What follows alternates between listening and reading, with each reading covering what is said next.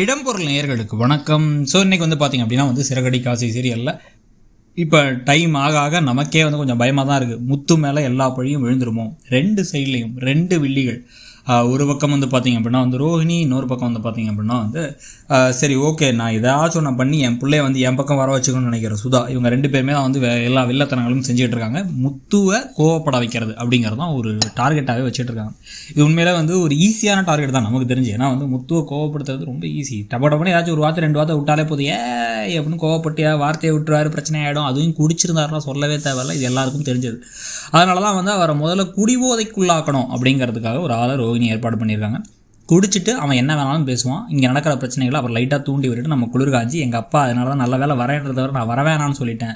ஏன்னா இங்கே இந்த சமயத்தில் இப்படி ஒரு மோசமான நேரத்தில் முத்து சலம்பிக்கிட்டு இருக்கும் போது அவர் ஏதாச்சும் எங்கள் அப்பாவை பேசிட்டார் அப்படின்னா எங்கள் அப்பா செமையாக கோவப்பட்டுருவார். கோவப்பட்டால் பெரிய பிரச்சனையாகிடுங்கிறனால தான் அப்படி தடுத்து விட்டேன்னு சொல்ல வைக்கணும் அவங்க பிளான் பண்ணுறாங்க.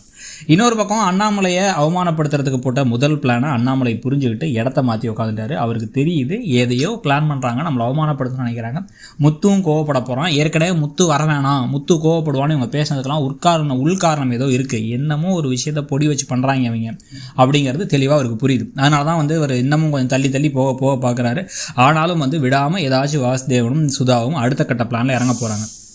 இதில் நாளைக்கு ஒருத்தர் என்ன பண்ண போகிறாரு, வேணுனே முத்துக்கு பின்னாடி உட்காந்துட்டு குடிச்சிட்டே இருந்து குடிபோதையோட அந்த வாடையோட இவரை நீங்களும் ஒரு கட்டிங் போடுறீங்களா ப்ரோ அப்படிங்கிற மாதிரி கேட்டு, கட்டிங் ப்ரோ சின்ன ஒரு கட்டிங் தானே என்ன ஆக போகுது அப்படிங்கிற மாதிரிலாம் கேட்க வைக்கிற மாதிரி விஷயங்கள்லாம் பண்ண போகிறார். அதை தடுத்து நிறுத்துறதுக்கான பவர் இருக்க ஒரு ஆள் யார் அப்படின்னு பார்த்தீங்கன்னா அது மீனா தான்.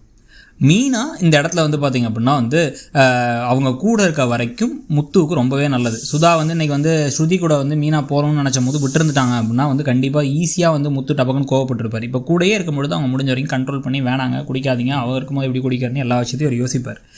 இதில் ஆனால் ரெண்டில் ஒரு விஷயம் ஃப்ளாப் ஆக போகுது நமக்கு தெரியும். அதாவது ரோஹிணியோட விஷயமோ இல்லை சுதாவோட விஷயமோ அவங்க ஸ்ருதியோட அம்மா திங்க் பண்ணுறதோ அதில் மோஸ்ட்லி என்ன நடக்கிறதுக்கான வாய்ப்புகள் இருக்குது அப்படின்னா இவங்க அப்பாவை அவமானப்படுத்துகிறாங்க அப்படிங்கிறத 2-3 தடவை மேலே இருந்து மேடையிலேருந்து இவர் பார்த்துட்டே ரவி பார்த்துட்டே இருந்துட்டு ஒரு கட்டத்தில் கீழே இறங்கி யார் அவமானப்படுத்துகிறாங்களோ அவங்கள பலார்னு விட்டு என் அப்பாவை கூட்டாச்சு அசிங்கப்படுத்தி வேறு என்ன பண்ணுறீங்களா எல்லாத்தையும் நான் பார்த்தேன்னு கோவப்பட்டதுக்கப்புறமா ஸ்ருதி ஏன் இப்படி பண்ண அப்படின்னா இப்படி நடந்துச்சுங்கிறத சொன்னதுக்கப்புறம் ஸ்ருதி இனிஷியலாக கோவப்பட்டாலும் அவங்க புரிஞ்சுக்கிட்டு ஸ்ருதியும் ரவியும் வீட்டுக்கு போயிட்டேன்.